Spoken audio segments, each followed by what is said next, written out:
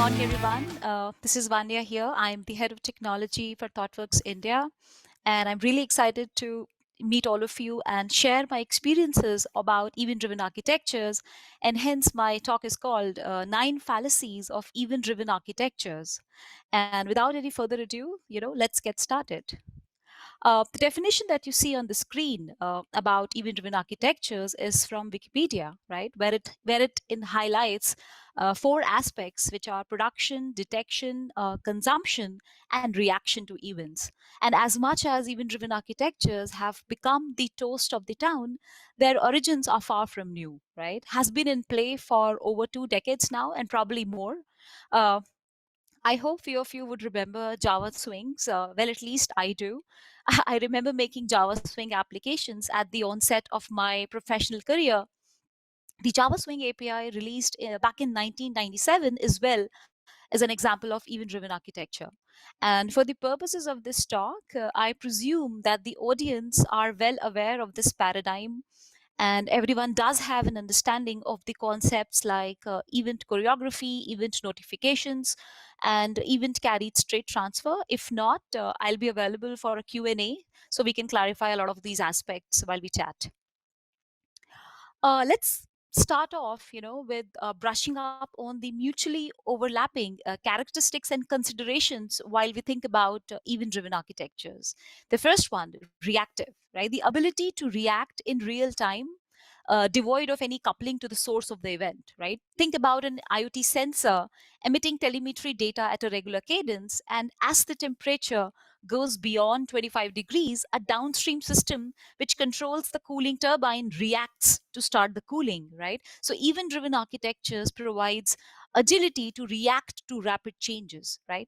The second one is asynchronous.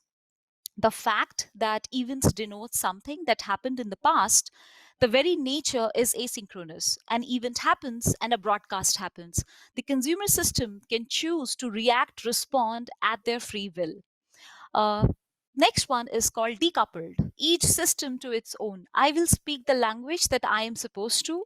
I will emit out events as they happen in my system, and I don't care who is consuming that event, right? Because I'm decoupled from who is the potential consumer today or tomorrow or anytime in the future. So, decoupling is pretty much at the heart of this paradigm. Next one is scalability. So I would say that scalability follows from decoupled, right? Or follows from decoupling. And event driven architectures can scale out really well while we add more and more consumers, or we can increase the capacity towards the producer side as well.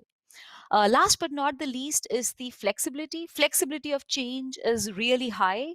Again, owing to the decoupled nature, systems can evolve independent of each other, developed by the autonomous teams, right? Also offering a great ease of deployment.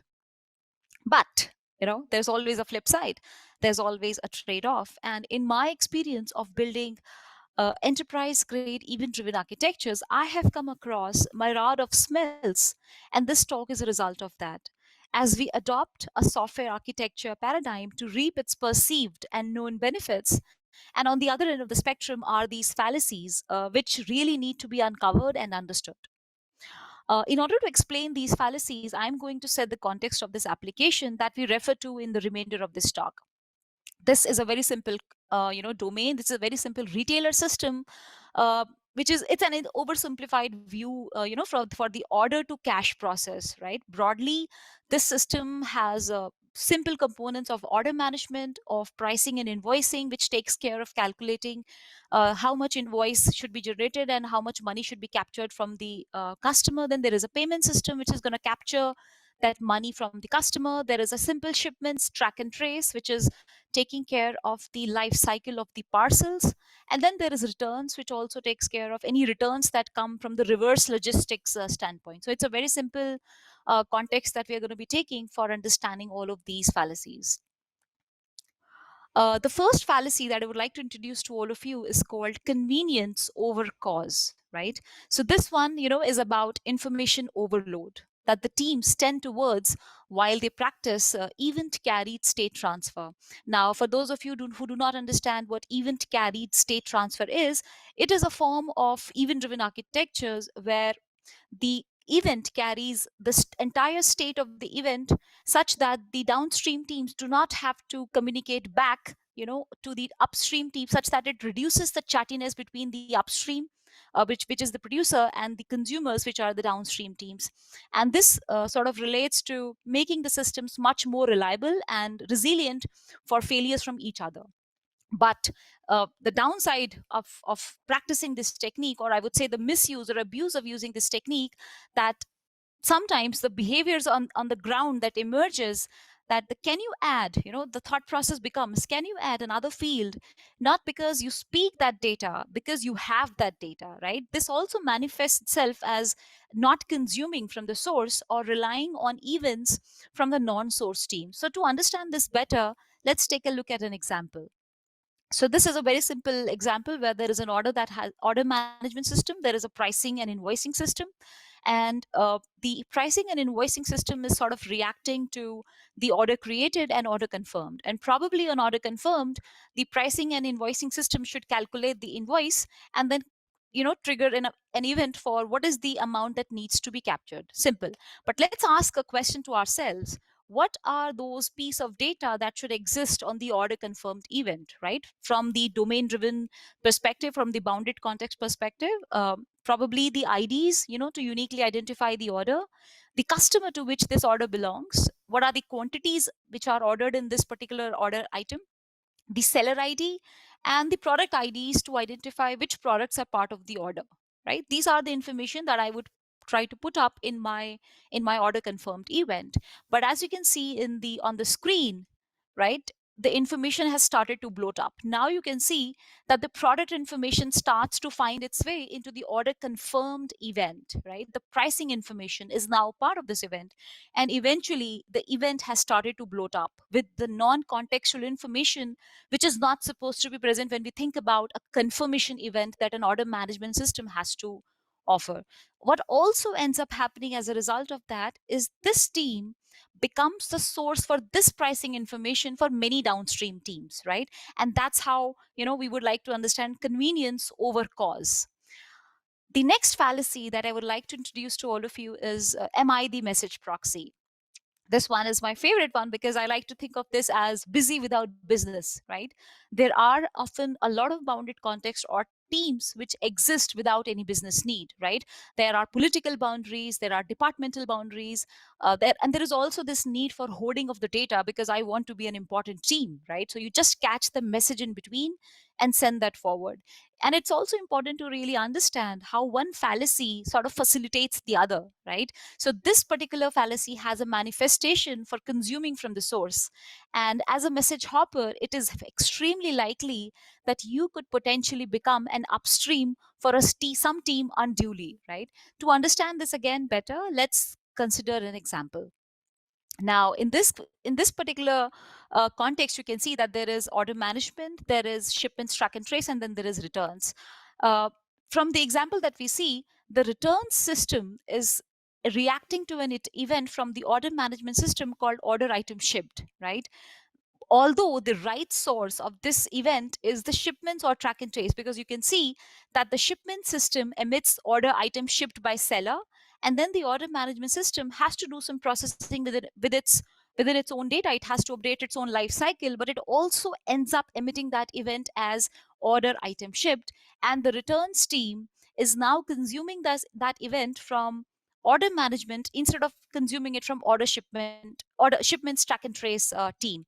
Now, to understand this, it could have happened that the shipments and track and trace stream might not have existed, right? It's highly likely because when we start off a program, it's possible that multiple teams own multiple contexts. But as we progress, right, as we progress in this journey, it is extremely important to shave off these unwanted contexts or to shave off these unwanted dependencies, and always try to ensure that the consumption is as close to the source as possible.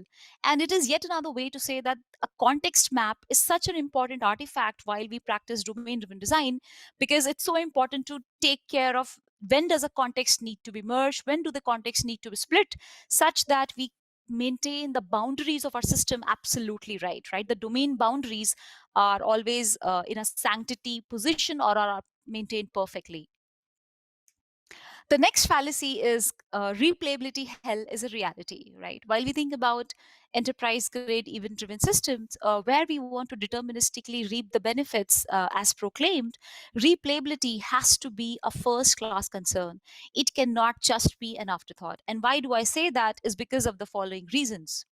True to the fallacies of distributed systems, we are inevitably going to have network failures. The network is certainly unreliable, which would potentially lead to missed events on the part of the event emitter or on the part of the event consumer. Think about, what happens to those events that arrived at the consumer side while a database was down, right? This could also mean doubled events, as the event channel cannot guarantee exactly once delivery because most brokers or event channels provide at least once delivery guarantee. Events that were missed or not processed due to a software bug, right? This is also another interesting aspect. And last but not the least, the consumer to source subscription itself could be lost, and no events are getting processed at all in that case. And in order to mitigate these challenges, replayability has to be thought from the beginning, right? There is a need for highly available, highly reliable event log such that we can do a replay, right? And with that, idempotency becomes first class concern as well, right? We do not want any side effects as we process the same event again. And with that, we say that event sourcing becomes a necessary evil as well. And it's very important to understand that this is the accidental complexity that we take on while we think about enterprise grade event driven architectures. The next one is called decoupled yet synergized, right? 100% decoupling, which is a myth. It is impossible to reach that. And I'm going to talk about the various aspects which are involved here, right? Dependency on the event schema for ingestion, right? Dependency on message schema for ingestion, maintaining the contract between the source and the consumer is of paramount importance.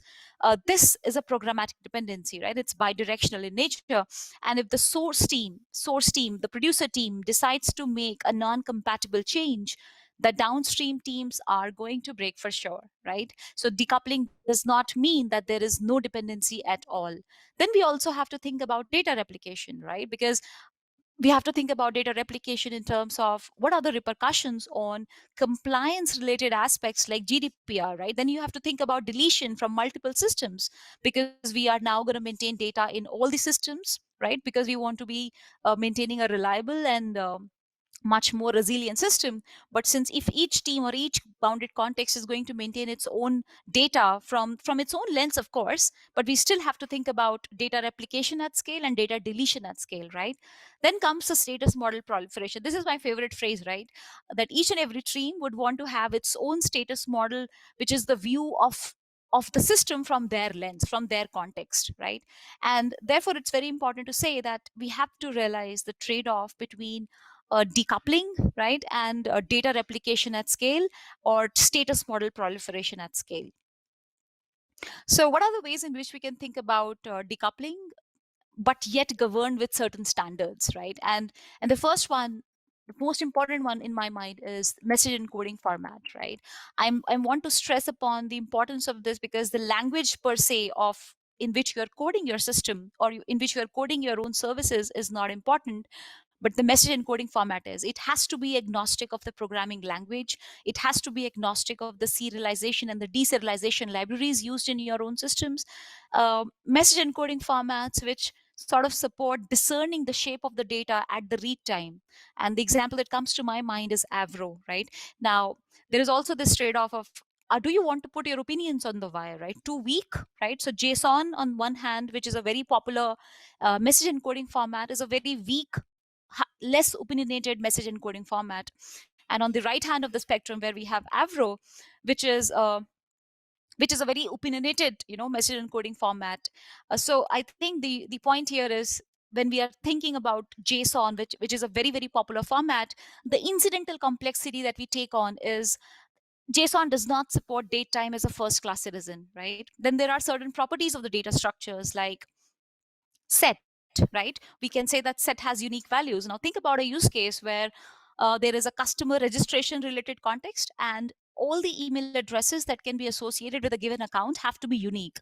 Now, if we are looking at the uniqueness constraint and a list sort of a data structure, set becomes a very viable choice. But since JSON does not have any such concept, this particular logic seeps into the application code, right? So you see that how this less opinionated message encoding format is letting the application, the logic that could have been, a part of the message encoding format itself, be residing into the application code, right?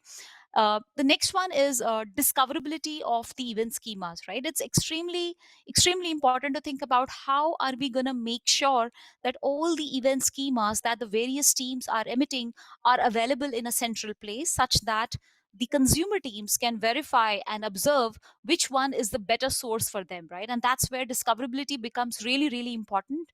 And schema registries or data catalogs serve that purpose really well.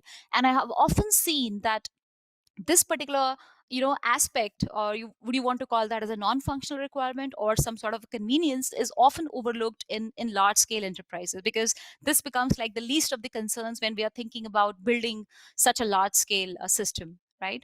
Then comes consumer driven contract test, right? These are extremely important to maintain the compatibility between the consumer teams and the producer teams, right? I think about my contract with the producer such that I can give them a test which can run in their pipeline, which can give them feedback whenever they are making a change in the event schema, whether they have made a compatible change or an incompatible change. So these are certain, strategies that we can adopt such that we can still have all the benefits from decoupling, but with certain standards which can help us govern our system much better. The next fallacy is called skewed. Uh, I'm crossing the business line here because they are not business events.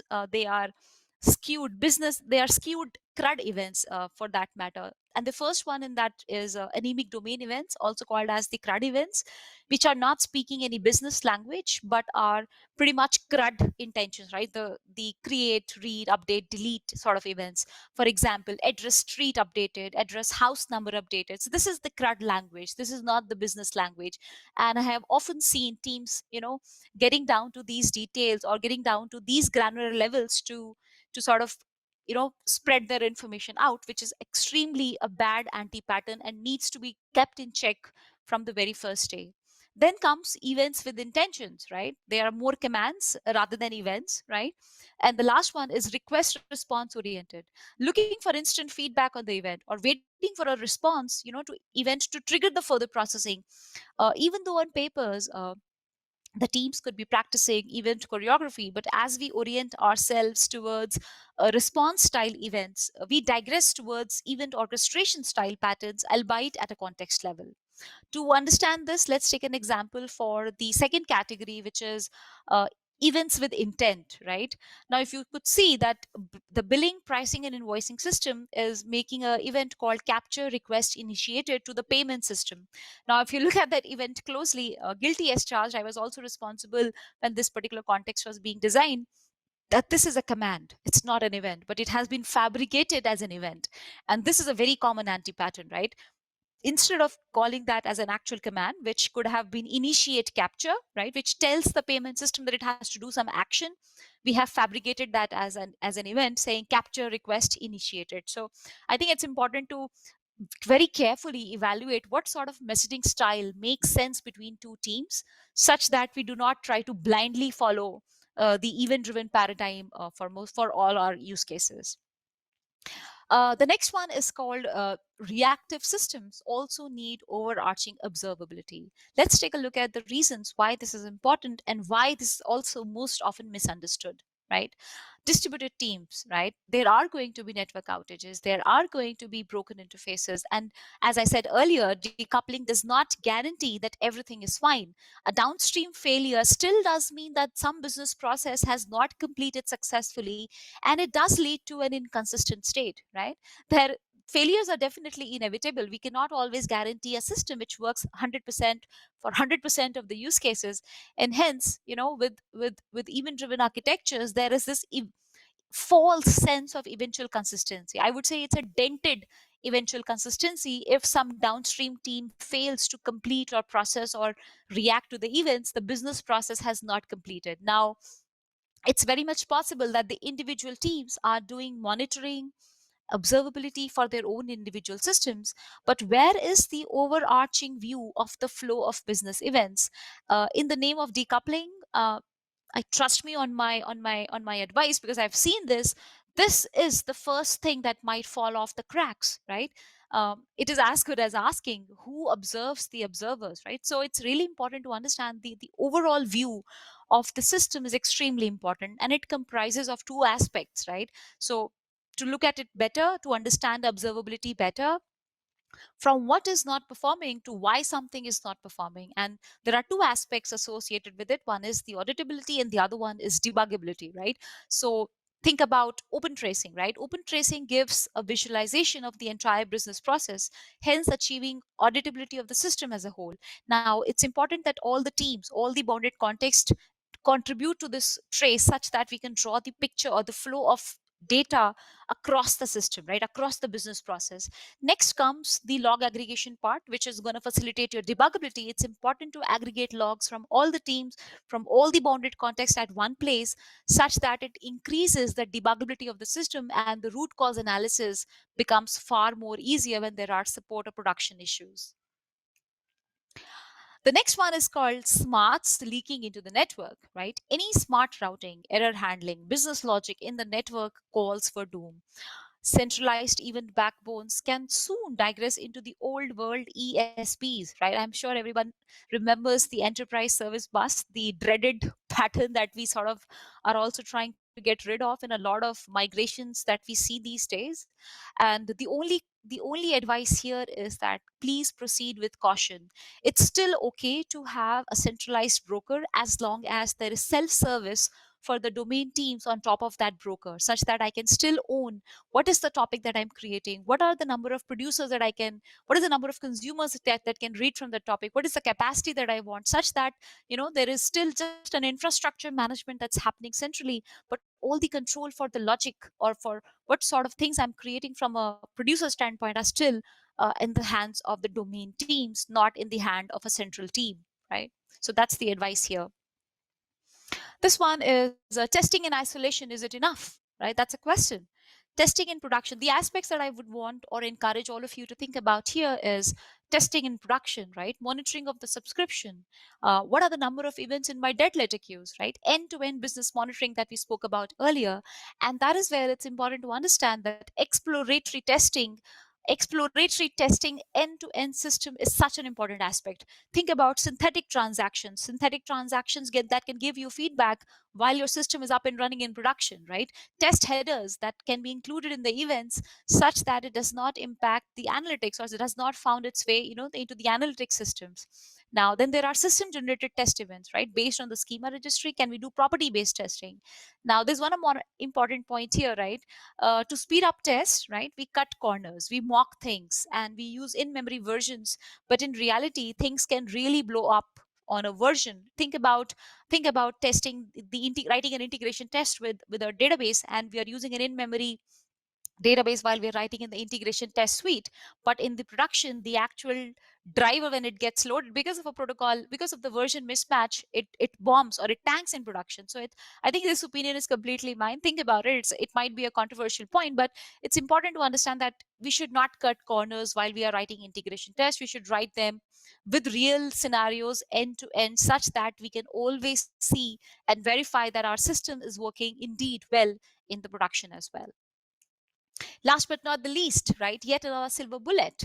Now, event driven architectures are cool, right? They have gained a lot of popularity, but they are not a silver bullet, and they are not suitable for each and every type of communication. Events are just one of the messaging patterns, and an enterprise deciding to go reactive cannot blindly argue for making all the communications asynchronous. Everything has its due place, right? There always has to be a choice, there always has to be a trade off. How do you send anything in a pure pull architecture? How do you think about data that needs to be resent in a pure push architecture? So everything has its due place, and the choice should always depend on the context, or on the choice or the nature of the problem, not on the large scale or large choice that has been made. And I hope that you find this talk and these fallacies and my experience useful. Looking forward to feedback, and interesting questions as well. Thank you.